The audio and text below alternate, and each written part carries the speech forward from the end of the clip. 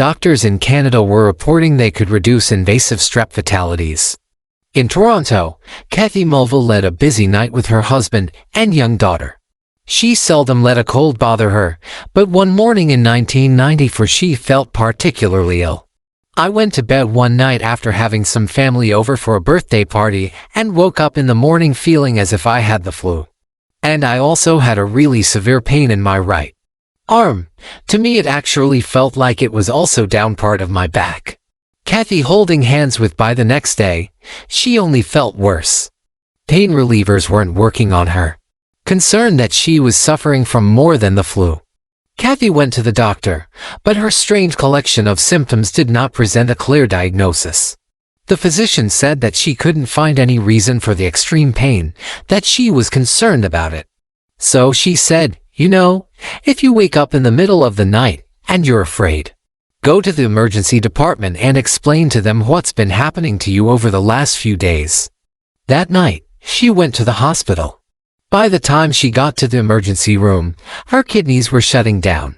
Her white blood cell count rose. Once upon a time, in the picturesque town of Quackington, there lived a community of ducks led by their wise and feathered mayor, Mallard McDuck. Quackington was nestled by a serene pond surrounded by lush reeds and colorful water lilies.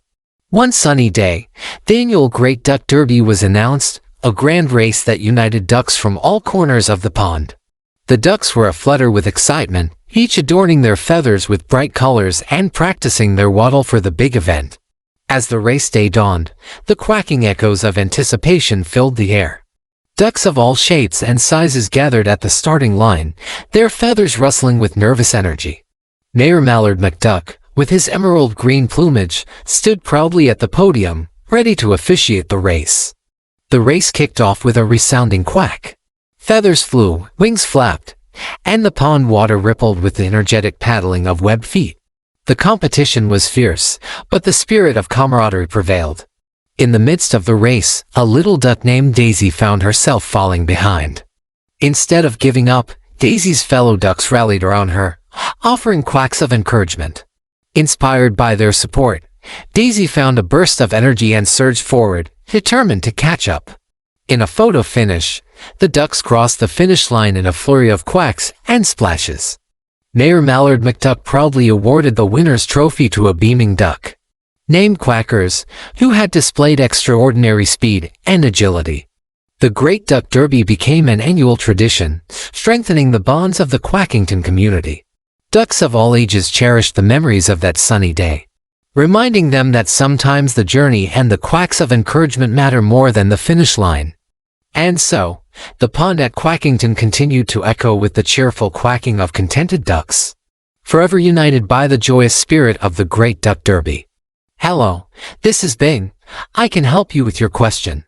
According to my web search results, the term lawman was used to refer to various law enforcement officers in the Old West period of American history, which spanned from the mid-19th century to the early 20th century.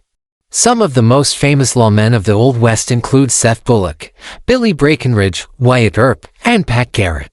The term the law was also used by some lawmen to identify themselves or their authority. For example, in the 1993 film Tombstone, which depicts the events of the gunfight at the O.K. Corral, Wyatt Earp says to the outlaw at Clanton, "You tell him I'm coming. And hell's coming with me, you hear? Hell's coming with me." He then adds, "I'm the law. I'm the law." Ladies and gentlemen, we are going on a road trip. And it's not just any regular old road trip to see the Grand Canyon or to visit your grandma who lives in some obscure nursing home. No, this is the essential guide to a liminal space road trip. In this video, we will be taking a hypothetical road trip around the world to see some of the most recognizable liminal space images, but in real life now. I will say now that I won't actually be visiting these places because I'm still in school and I'm gonna need a lot more money from this whole YouTube thing before I can even consider doing something like that. But moving forward, I'd say covered about 90% of these liminal spaces that I'll be talking about in this video from my Finding the Locations of Liminal Spaces series, but you could always use this as